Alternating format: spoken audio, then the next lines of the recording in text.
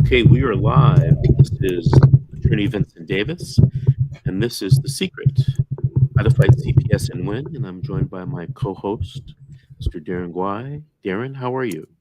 I'm great, Mr. Davis. No echo, right? We're good? No, we're good. Darren's coming to us from the state of Maine. Yes, sir. And it is a hot one up here in the state of Maine today. Oh, really? Yeah, we've got 82 right now. Oh, you guys consider that hot, huh? Yeah, that's everybody. You know, it's funny because we spend all winter long going, man, I hate this weather. I hate this weather. And I can't wait till it's summer and we'll be outside in this. Then this weather, there's nobody outside. Everybody's back Right. inside because it's too hot. I'll tell you a funny story. When I was in college, I lived in the dorm, and I had a guy that lived down the hall, and he was from Alaska, and he was Alaskan, lived there all his life. And throughout the year, every time I saw him, he'd be sweating, and I thought, well, maybe the guy's on drugs, whatever.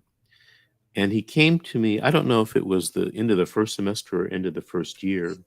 He says, "Oh, I'm leaving, and I'm not coming back." And I go, "Why? Why aren't you coming back?" And I went to college by the beach in California, right?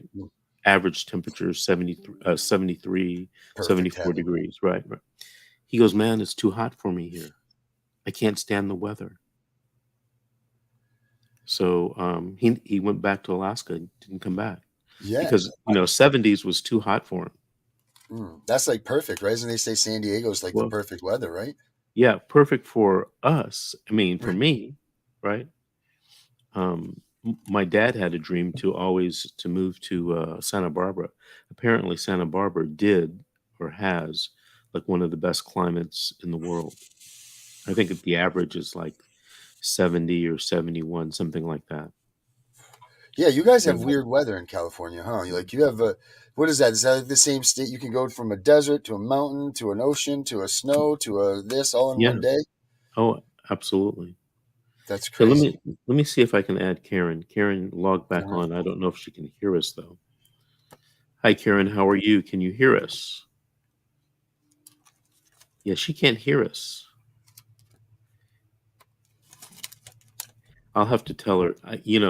She we can see her, and I think we can even hear her, but I think her mic or speaker is off. So I'm gonna remove her from the stream because she can't hear us. Anyway, so what's going on today, Darren? Any Well, questions or comments about CPS? yeah, let's do because it seems like this is getting to be such a common topic. Let's go with a little bit more of the double O as I call him. Let's talk about him and his substance abuse differentials and tests and things like that. Let's talk about that because it seems like we're getting a lot of these people. So I guess maybe start from at the beginning. As far as so when CPS gets involved with substance abuse, what is the okay? We know what they do, but what is supposedly like? Where is too far, too much? Like, what can bring them in and what doesn't? Like, where is it supposed to be? Is it supposed to be maybe someone has drugs, or did their drugs get found in their house, or um, how does someone get brought in to the system because of substance abuse? Well, typically, the main substance abuse cases that I see originate from childbirth, from the hospital. And in the old days, they would do a toxicology screen of your urine and of the baby's urine. What we didn't realize is that toxicology screen is not admissible into evidence in a California court, probably most courts, because it doesn't satisfy the Kelly Fry test. And it's actually the toxicology screen is not a drug test. We just think that it is, but it's not.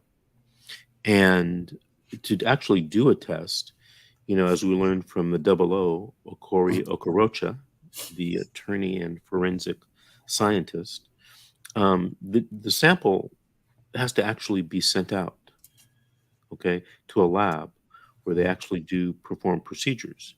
Now, the other thing that we learned from the double O was this: every lab is not perfectly set up to test for specific types of substances.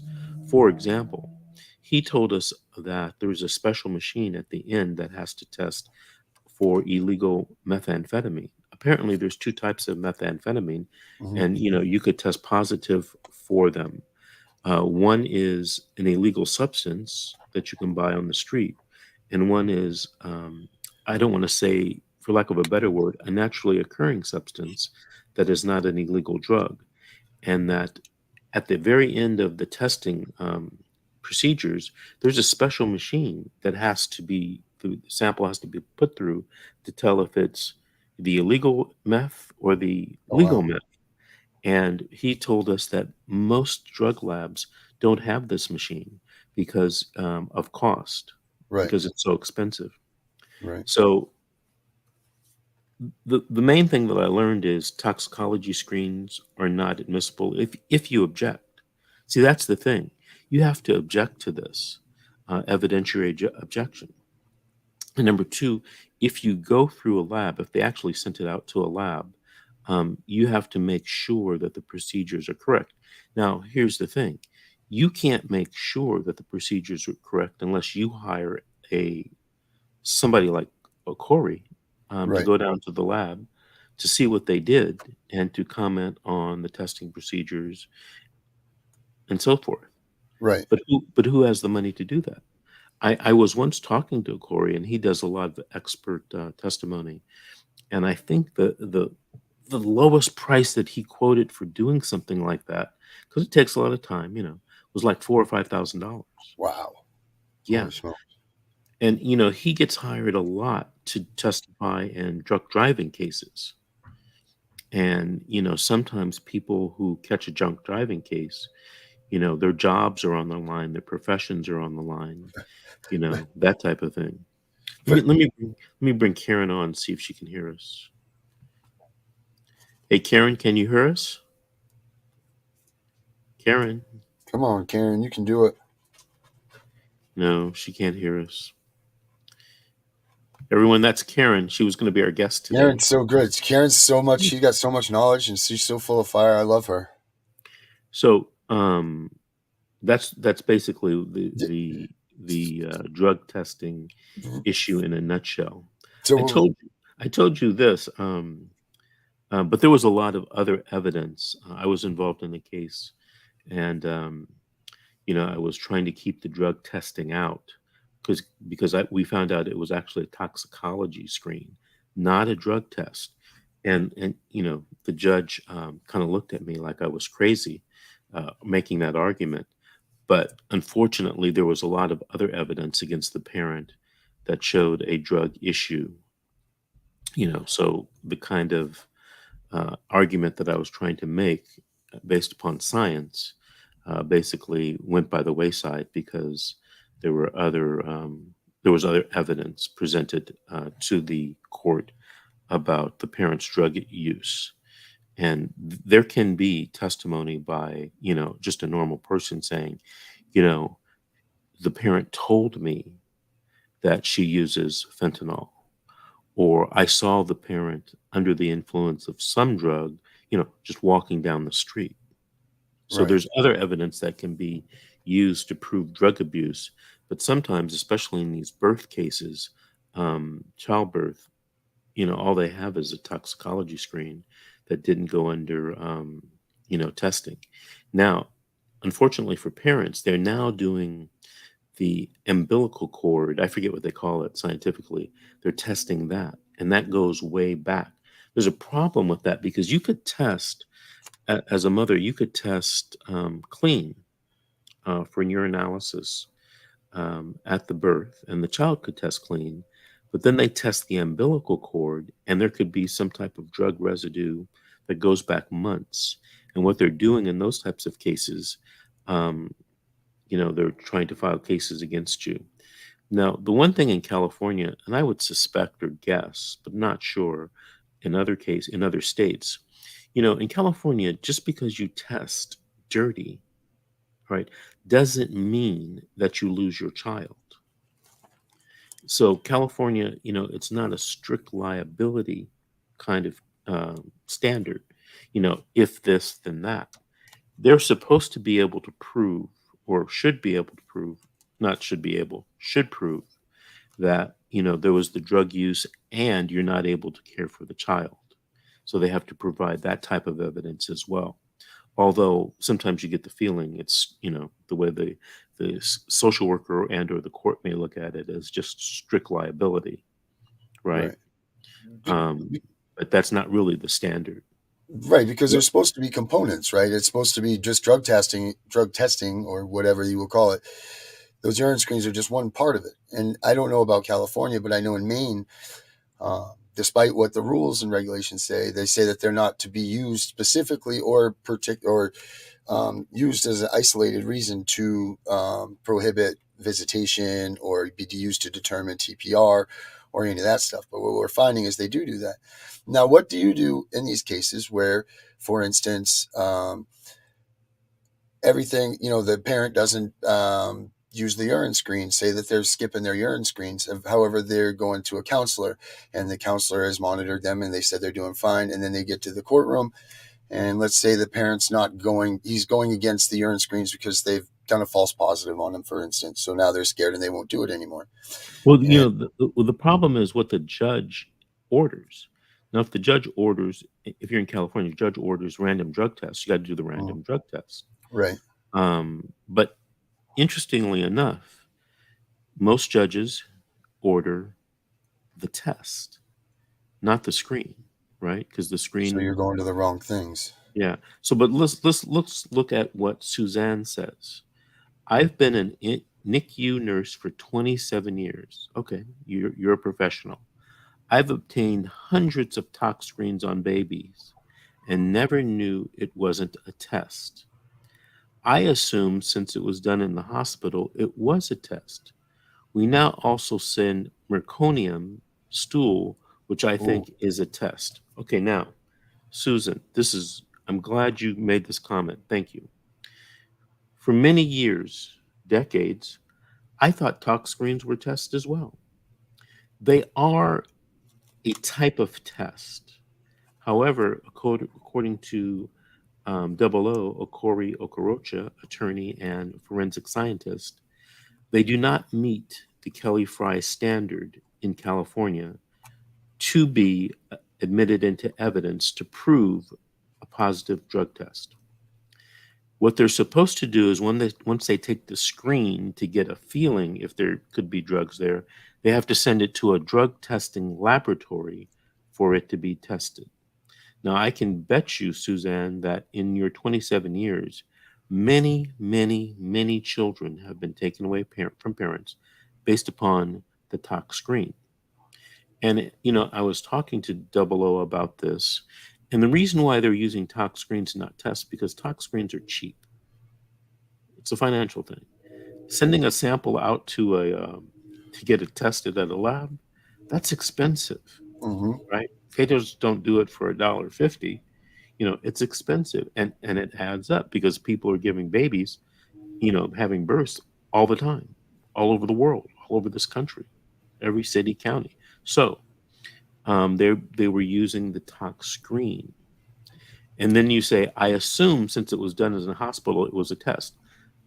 That's a bad assumption. As a matter of fact, Double O told us if it's done in a hospital, assume that it's not a drug test, that it's a screen, because hospitals generally don't send out the tox screen to the lab to be tested.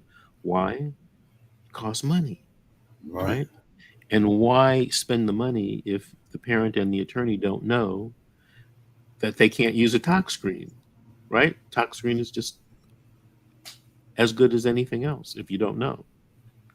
Now, this is the test that I was talking about. Suzanne's next sentence says, we also now send meconium stool. Okay, I was calling it the umbilical cord. See how much I know? Right. Which I think is a Draconian. test. New word. Okay, Susan, you're correct. The meconium is a test. But here's the problem. It goes to the second phase of the double O's concerns. They send it out to the lab, but you don't know if the lab is using the proper procedures and machines to test that meconium to see if it's going to come up positive for an illegal substance. We just assume. And, I recall back in my mind, in my memory, in California, there's an appellate case. I don't know if it was published or not published about, courts using this type of evidence. And I think the burden was put on the parents to prove that it wasn't done properly. But when is that ever done? Does the Probably, stool come from the baby or from the parent?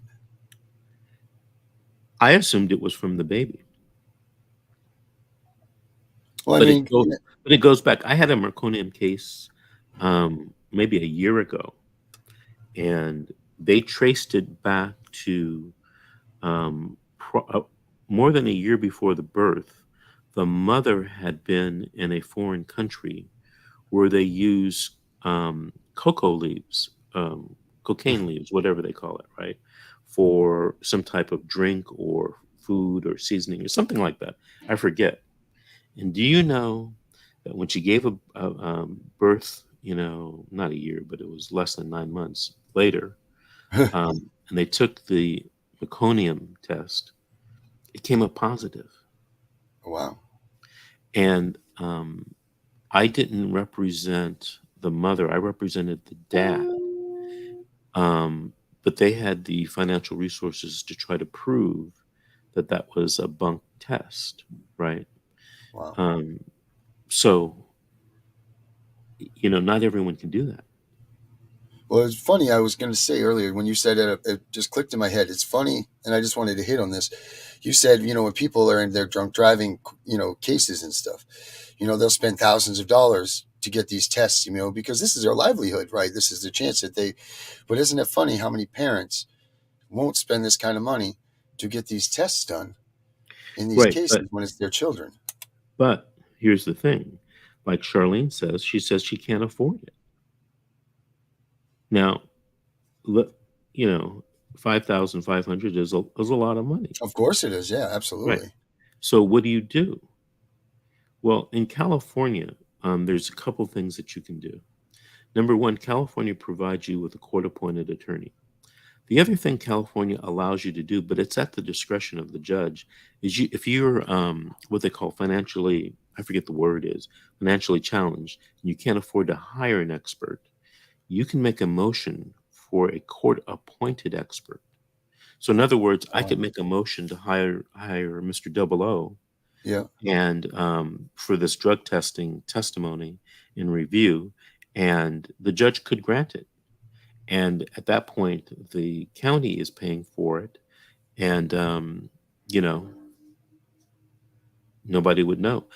They do this in criminal cases quite a bit, Right. and you can make the motion what they call ex parte. You don't even have to tell anyone, and the judge could grant or deny it. And if he grants it, the expert goes and does the testing, and then if it comes back in your favor, of course, you let everybody know.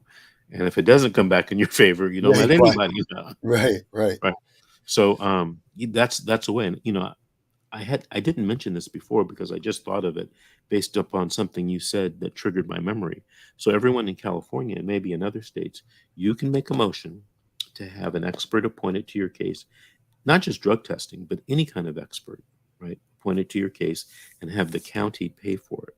Sometimes the judge will grant that motion, but says the county doesn't have to pay for it. You have to pay for it. And sometimes the judge says, yeah, the county has to pay for it, and I'm granting that motion, and go do it, Mr. Davis. Mm. So you can get experts that way as well. Indigent. It's it, Indigent is the word. you are correct. Now, that is not always done. It was more done. You saw it a lot, 20 years ago. These days, you don't, mainly because there's so much consideration about the cost, and judges, are cognizant of the court's budget, the county's budget, and everything like that. So if you don't make that motion, or if you make it and it's denied, you should seriously consider talking to your attorney about getting an expert. Now, here's an interesting thing I want to tell you. It's not on drug testing, but it's on physical abuse cases, generally where there's broken bones and a lot of medical record, review and stuff. There was a doctor in Los Angeles County. And it's my understanding he also does work in other counties, who charges a very nominal fee to do a case review, to review medical records and experts, and to testify, write a report, and to testify in your case. Um, he worked on a case that I had in Sacramento, where one child had some broken ribs, a baby, basically. And by review of the records, he was able to pinpoint that the fracture to the baby, to the bones, did happen, but it happened at a period of time that the child was not in the parent's care. The child was actually Oh, in the wow. hospital's care, in I think the NICU unit, as a matter of fact. Wow. And it was likely, although the judgment never made any findings about this, the judge did find from our expert testimony that the parents weren't, guilty of any child abuse, and that whatever happened at the hospital. So, in reviewing the records, I kind of determined that it happened at the hospital at a time when the child needed CPR Oh, to yes. be So, resuscitated. And unfortunately, if you do CPR the wrong way on a child, on a young, like month-old child, you can break bones because right, they really don't have bones at that time. They have cartilage. right, And there's a certain way you're supposed to do CPR for young children at that age. right. And apparently, in an effort to try to revive this child, CPR was done, and it probably was done the wrong way. I think they even now, I think they're getting away from that, the compressions, and they're doing what they call a sternum rub, right? I think it's Right. a more of a, you know, rub and not crack the rib type deal. Right. But that's Um, what happens. right. Here's Yeah, Karen hey, again. Karen. Karen, can you hear us? Yes, I made Yeah, it. right. Oh, Woo. I'm Good so sorry. If anybody's going to do it wrong, it's going to be me. It's well, been my whole life. technology is a wonderful thing until you can't figure it out. Yeah. Mhm. So, When I sat down at my laptop this morning, right before coming on the show, I couldn't get it to turn on. yeah. Oh, And you know what the problem was?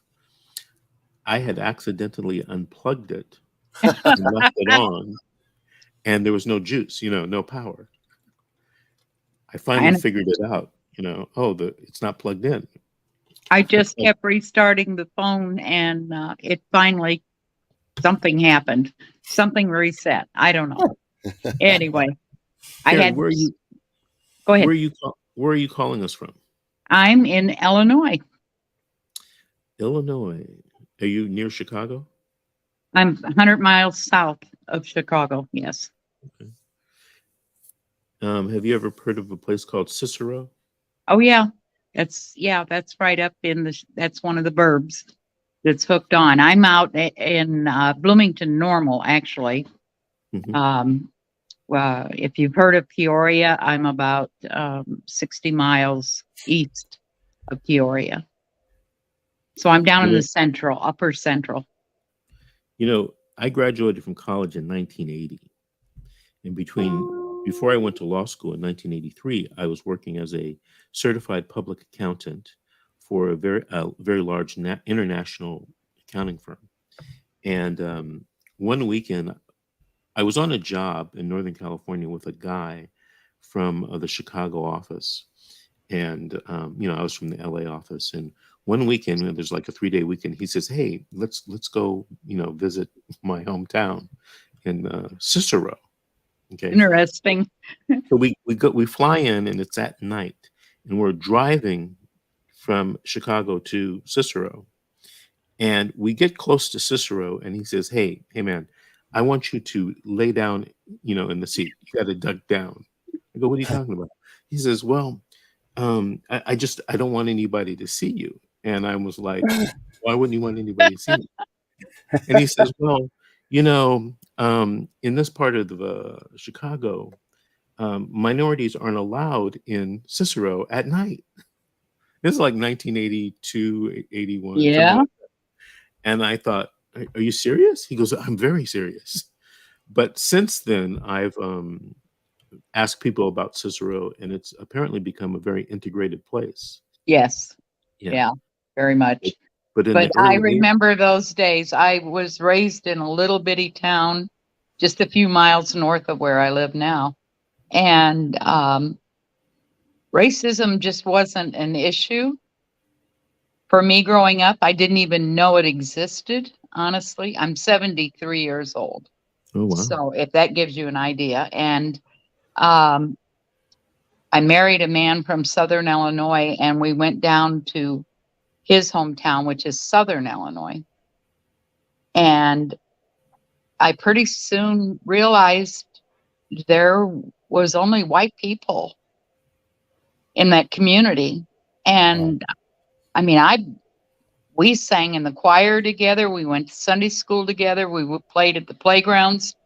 Hmm. Didn't even know anybody was different than anybody else. We were just friends, family, neighbors. You know, never gave thought to it. And all of a sudden, I'm realizing this. And we had a talk, and he told me that if anybody came in off the interstate, it was considered a sundowner town. They would get met with a shotgun and told to get back on the highway. They weren't welcome to even get gas or use the restroom. And I was like, "You're insane. This is not right." That was my first introduction. It was. I'm sorry, I'm so gullible or was raised that way, but I'm glad I was Hmm. because it doesn't need to be that way. Right. So So, what's going on with CPS in Illinois? oh my goodness. Oh, she got a list. Oh my goodness. Um, Very quickly, 2017, I had my grandson and his girlfriend living with me. They were pregnant. Both had mental health issues. They were on the radar with CPS. I really didn't give thought to it at the time, but I look back now and I realize that the mother had had a domestic battery charge, was taking mental health court, and she and her mother couldn't get along or didn't get along, causing that issue. And which also explains why she was living in my home and why the baby came to be and so forth, which was really disturbing to me because I was concerned about their disabilities and so forth. And anyway, 10 months into his life, they came and took him away. And that led me to about 9 months of jumping through hoops and then anger and then reaching out to anywhere and everywhere. And that's when I walked into Facebook and found Connie Regally and the Family Forward movement. And now I'm an advocate. And that Mhm. all happened in 2018. I'm only a networking advocate, but I know a lot of people and I help a lot of people. I direct them, I get them the support they need here in the Mhm. state. And we've brought a lot of kids home. We've stopped a lot of cases by working with the parents and drawing different laws to their attention. I'm not the law person. I have a friend who is not a paralegal, but she's one of those people that just, that's her talent. And when she reads something, she don't forget it, and she knows figures out how to apply it. We share it with the parent, and if they opt to go that route, and some do and some don't, we do get kids home and we stop cases. That's Um, great. That's great. You know, um, one of the things that we're trying to focus on is trying to make a change through voting, statewide and national. Absolutely. That has been hardcore. You did a show with Vicky Carnes a week or two ago, and or maybe a week, 10 days ago. And she got a hold of me and said, Karen, you need to go talk to Vincent. He wants to talk about new laws and what else we can do other than individual care or support to families. And she said, you're the person, you're the one working this program nationwide. And it has turned into nationwide. I started out here in Illinois, I'm just a grandma, and I sit on the corner of my bed every day from 4:30 in the morning, 5 o'clock, answering questions, connecting people until sometimes 10 o'clock at night. I'm retired. I can do what I want when I want, and I'm dedicated, and that's about it. But this last year, oh no, 2 years before, I started chat rooms. And it's only for parents and grandparents. I have 22 of them now, all connected to 22 different family forward state pages. I used to work real hardcore in those chat rooms, but I've managed to get a leader in each one. And so they contact me when they run into issues. It's turned into a full network, different levels. And so now I'm more dedicated to spreading the word when new laws or bills come out and trying to get people in each state to support those. Mhm. And this last year here in Illinois, so many people in our Illinois chat room, which of course was the first one, wrote letters. They sent postcards. They called their representatives. They were reaching out right and left. And finally, we got a couple representatives to speak with us, one in particular. I was fortunate enough to go visit with him. And he said there was talk amongst the representatives and senators, but they didn't know what was going on. And so I put a document together called Issues and Answers. And I just looked at our case and I went through it from step one to, all the court dates, the different things that happened. And I just numbered them, and there was like 32 items that I came up with, starting with hearsay and lack of evidence. It's not required, and hearsay is allowed. And how do you deal with that? Because anybody can get on that stand. Any report can be written, and it's considered factual. And that's all the judges got to work with. And even if we do get a caseworker on the stand and they're caught in not giving the proper information, that's perjury. But they don't even get a slap on the wrist. The judge just says, well, good, we got that corrected. And even though it's caused all kinds of problems, it could be 6 months worth of no visits for that parent and child. There's no recourse. There's no correction. Do you know why that is? No, I don't. And I'm going to tell you. This is my observation, my feeling, my belief. People will disagree with me. But if the judge made a finding like that, there would be a civil rights lawsuit that basically be slam dunk, and the county and or state would lose money. Like that, just like that. But So we're not going to mention the social worker lying, that we caught her lying about something. We're just going to say we're glad that's corrected now and move on. But that's the reason, in my humble opinion. But you know what? Before you go forward, I want to address some things that you said. Number one, Connie. She's such a warrior. Yes. She's such a warrior. Um, I've been noticing something in her postings lately about some charges were dropped against her. Do you know anything about that? Yes.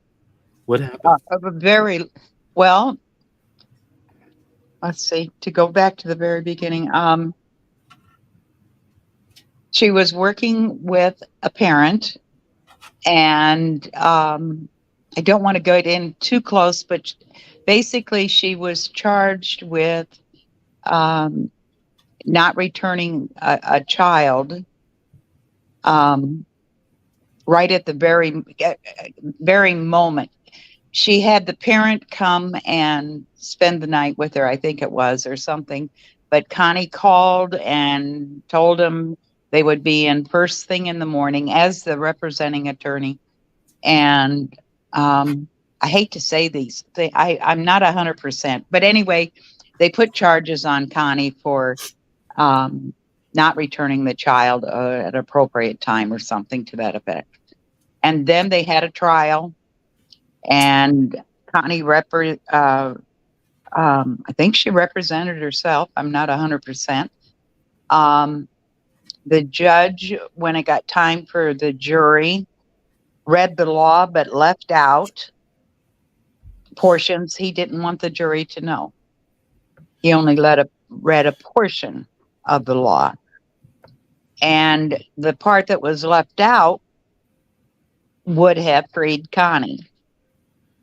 And she ultimately was found guilty. So then she had to go back and appeal that. And in the meantime, she was arrested. She was a felon.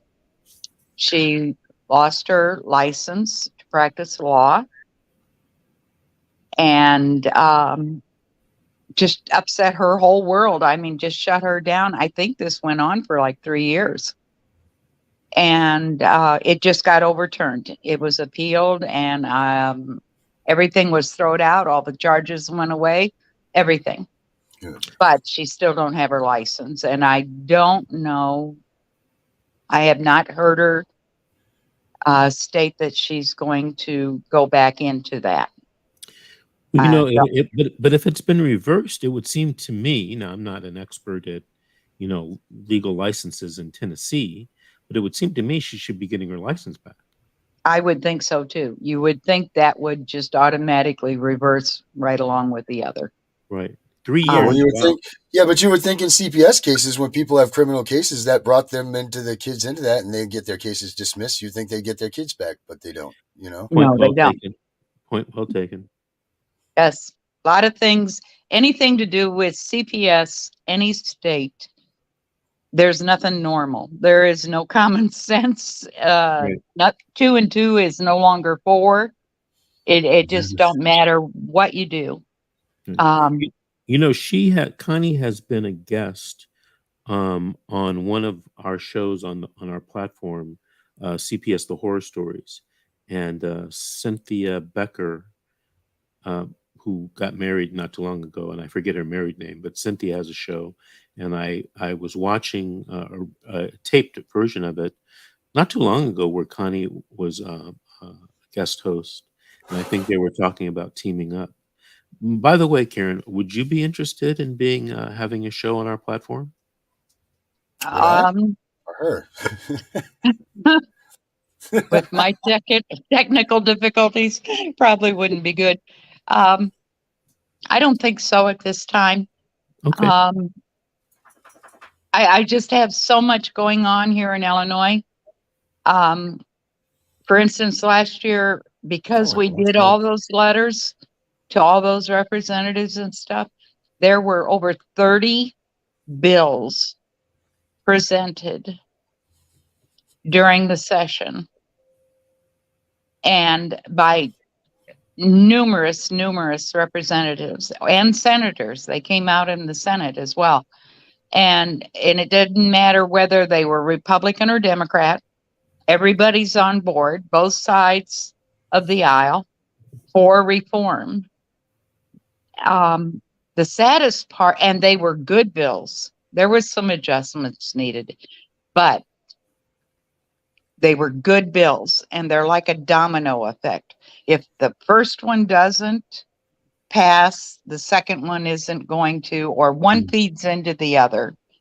And I think they realized that they may not get all those bills passed. So ultimately, very few did pass. What is that? And go ahead. I was going to say you have that stuff on your Facebook page that you're talking about the disabled parents, the bill that they're trying to push through for that. What do Yes, you? that's coming out of Florida. Okay. That is Congresswoman Sheila McCormick out of Florida. I picked that up the other day and found that, and I've been broadcasting it everywhere because she needs all the support she can get. And these parents, they can do that. And that's what I rally the parents together when we find these bills being presented. It's like the CAPTA law right now. Now that has to, and out in Washington, D.C., that expires in November, I believe it is. And that needs to be reworked. And it was presented last year with revisions, which are phenomenal because it's leaning in the direction I want to see things go. And that's a differential response for parents, which it talks about in the CAPTA bill that's there now, but it's not being implemented in the states. And parents don't know enough to ask for a differential response. But there again, a differential response has to come when a family is in need of items that can help heal that family, keep the child at home while they are healing. It could be helping them find better housing. Maybe new washer and dryer and the kids are going to school and their clothes are dirty.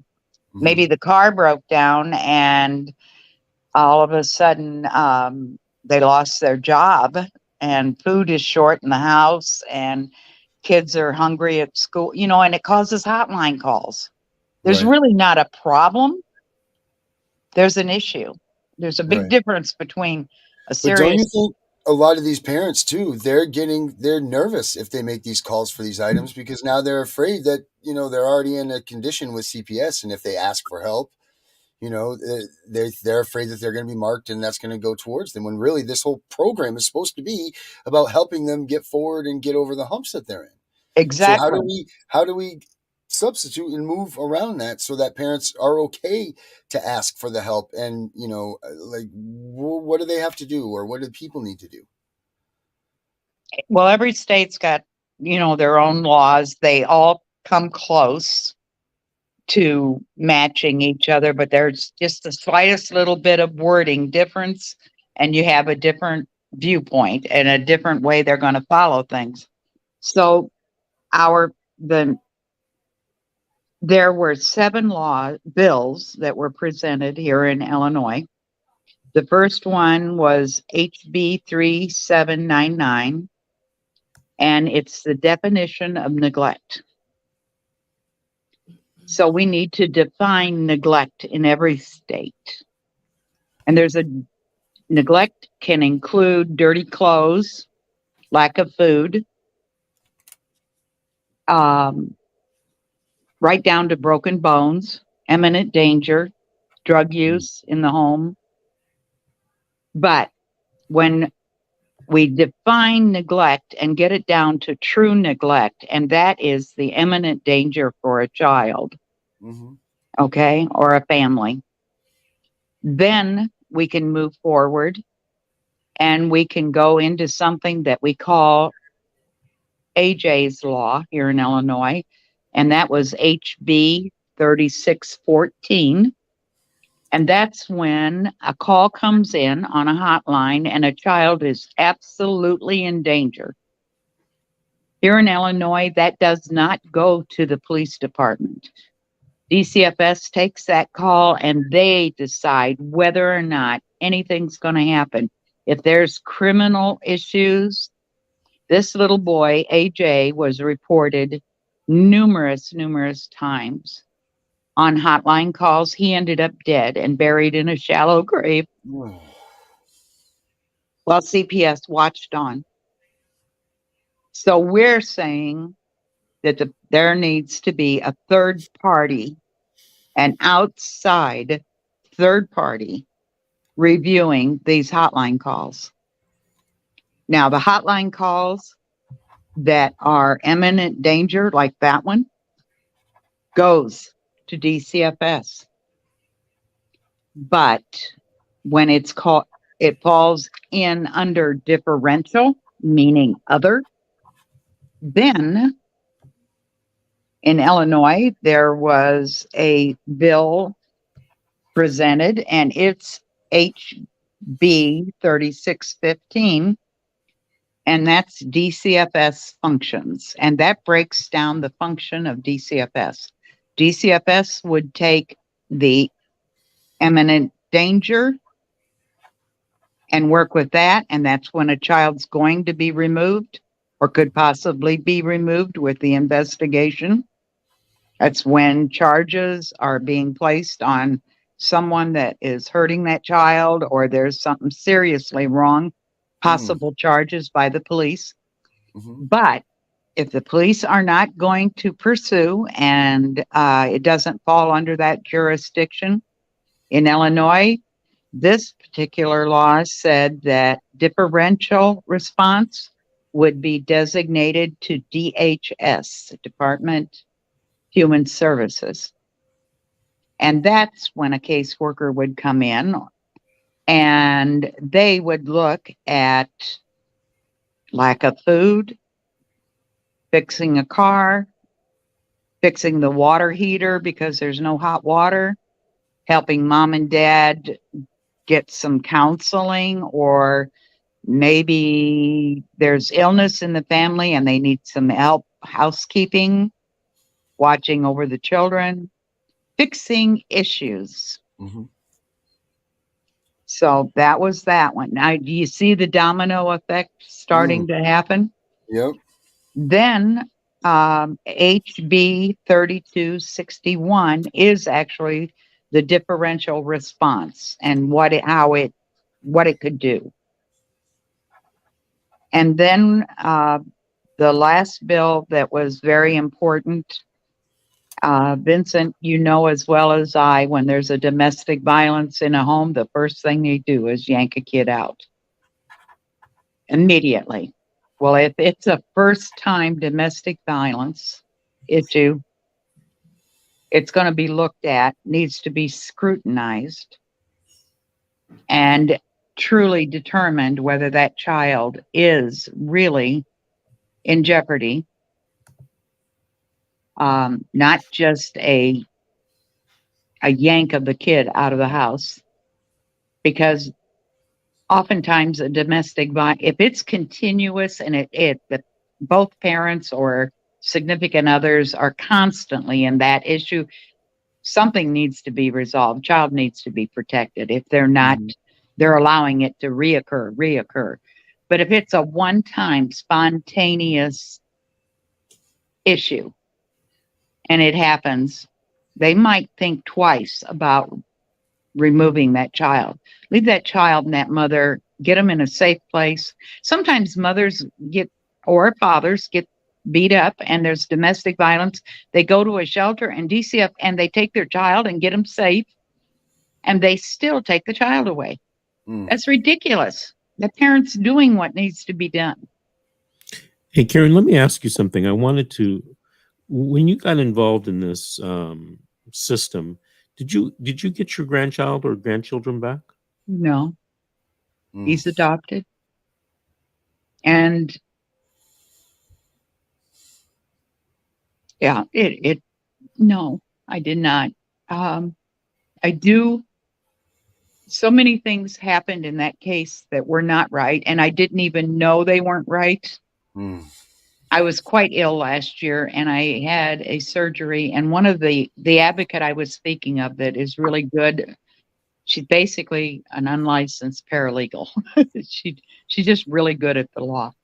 She came and spent a couple days with me after I had surgery because I couldn't be alone.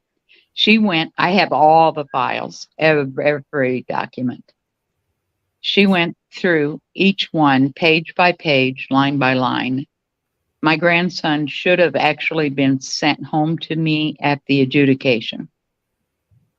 The judge found that they had not, meaning CPS, had not met the standards for services, and he should have came home right then and there. Fraud was committed because they kept him. They continued to receive funds from the federal government, and I went through every penny I had, over $60,000 I had saved up for my to go with my retirement, and every dime is gone, every dime. And I couldn't find anyone to pick up the case. I should back up a little bit. So they ended up terminating both parents. My grandson, the father of the little boy, he from birth has been disabled. He has an IQ of 71 and a social aspect of about a 13, 14-year-old.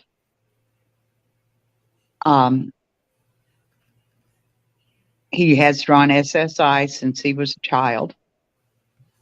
DCFS cut him down, told him he had to go get a job. They split the parents up. The mother also had an IEP in high school or grade school. So she had some learning disabilities. But my grandson actually had a legal adult guardian appointed. His mother is a legal adult guardian. And she was appointed when he turned 18 to handle his funds, read contracts, do legal business. Now, he's very high functioning, and with today's technology, he would have had my phone working for me great this morning. The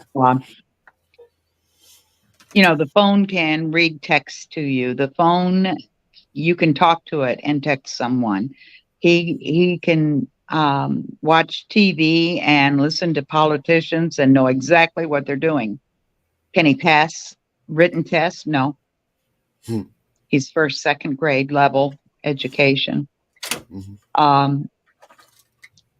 Anyway, they demanded during the case that he move out of the house in order to get the baby to come back to my home because I was the main caregiver, which is recognized in Illinois as a party to the case in the statutes. But I was not recognized in the courtroom. So they demanded that a disabled 23-year-old father move out. No, I want to start that again. They demanded that a 23-year-old father with an IQ of 71, a reading ability of first or second grade, with an adult guardian to handle his legal business, move out onto the streets away from his safe home.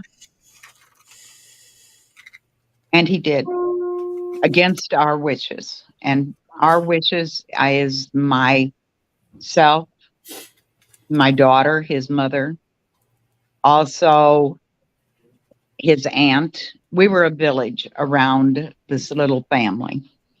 And so they put excuse me, just a second. Cody, shush.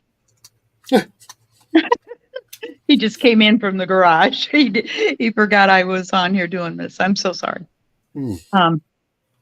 They put him on the street. We didn't tell him about it, but he found out what was happening, and he came through the house. I was in the living room, walked up, and he had like a duffel bag packed. And I said, "What are you doing?" And he said, "They want to send Matthew home, and I'm going out of the house.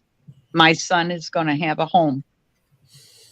And I said, "You can't do that." And he said, "I'm doing it." So ultimately, they stole my great grandson.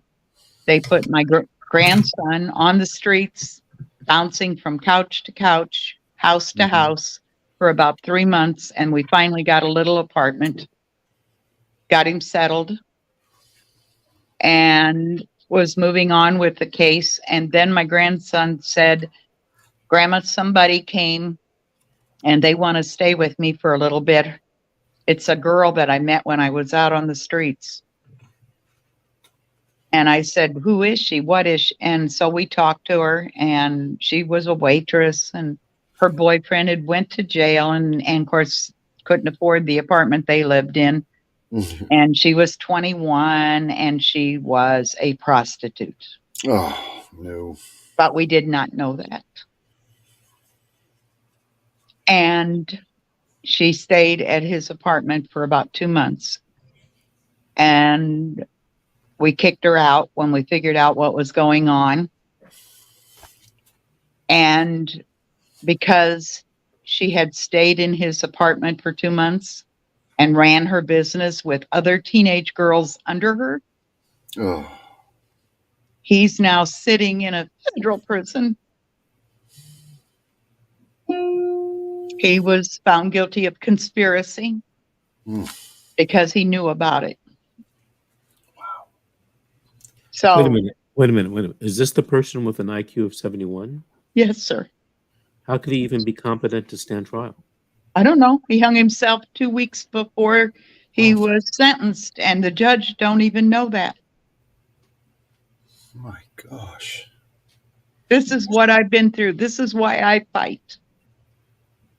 This is, I'm sorry. Is he still alive? Is he still with us or no? yes. He actually attempted suicide twice while in the care of the Department federal holding, whatever you want to call it. I don't know. But He's Karen, I'm going to stop you for a second. Who's his attorney? public defender out of Peoria. But a federal public defender, right? Yeah.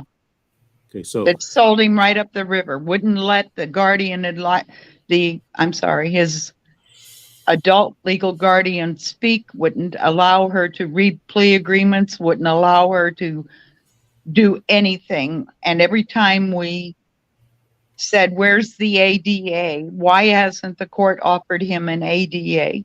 Why? Because it wasn't right, Vincent. None of it was right." has anybody taken a look at the possibility of doing a writ of habeas corpus? No. I contacted civil rights attorneys up in Chicago. Things are going better. Just everybody relax a second.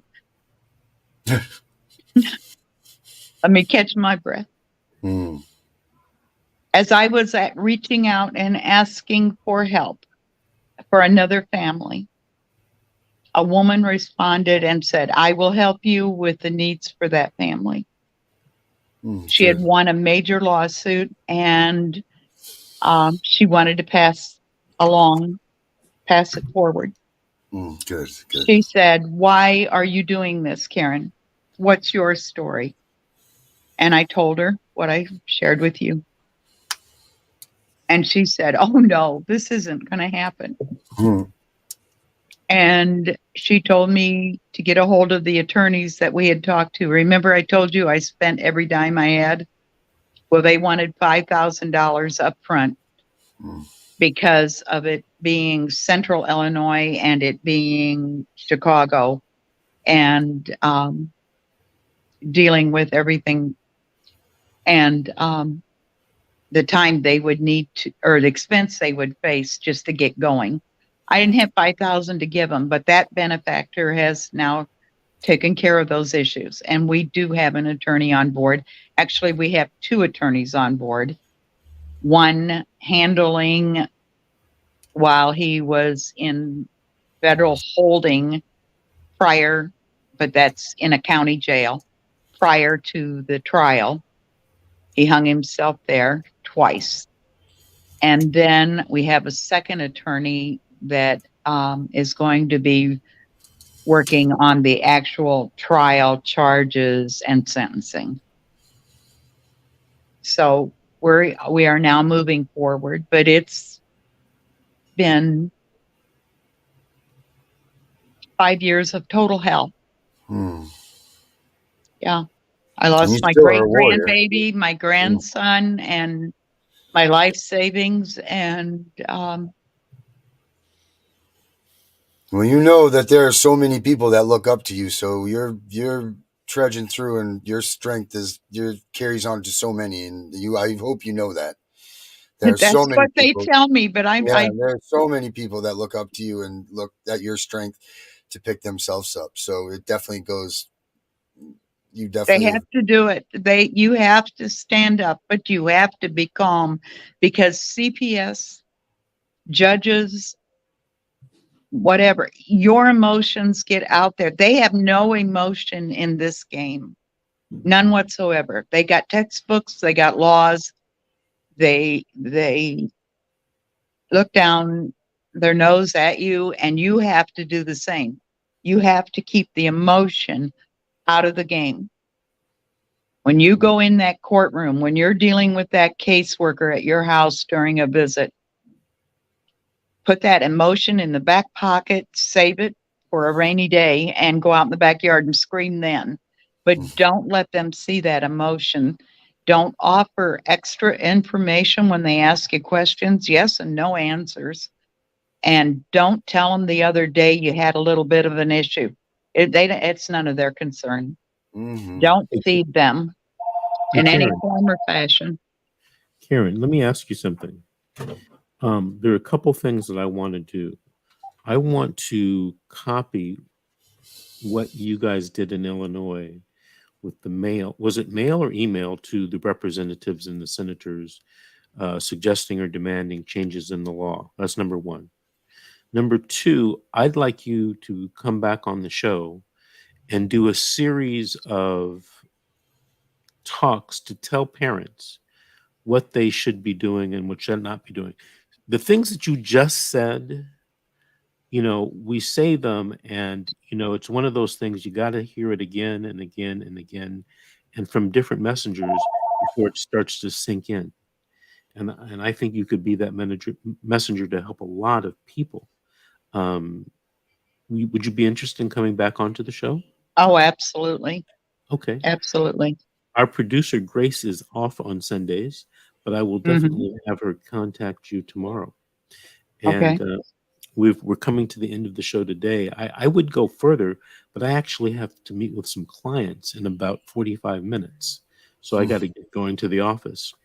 But I want to thank you for coming on and sharing with us today, and giving us your words of wisdom. Darren apparently has heard of you and knows you.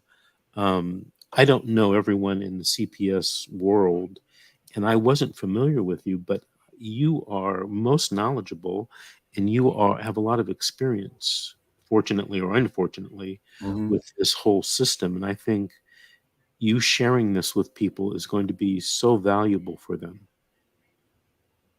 And, well, I keep trying. I was so angry. It took me about a year, and I put a big rally on out in Washington, D.C. in May of 22. And then I started, and we had, oh my gosh, 25, 30 major advocates out there. It was phenomenal. And I think we would have had more response, but Facebook has not been my best friend. Why is that?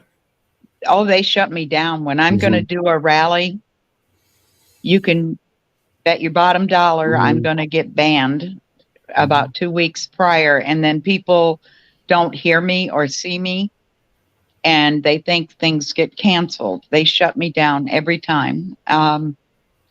2 weeks prior to the Washington, D.C. rally, they shut me down. And Do you have a separate website? I just used the Family Forward Illinois page. No, I don't have anything. Okay, I'm going to help you do that because Facebook has no control over your private website.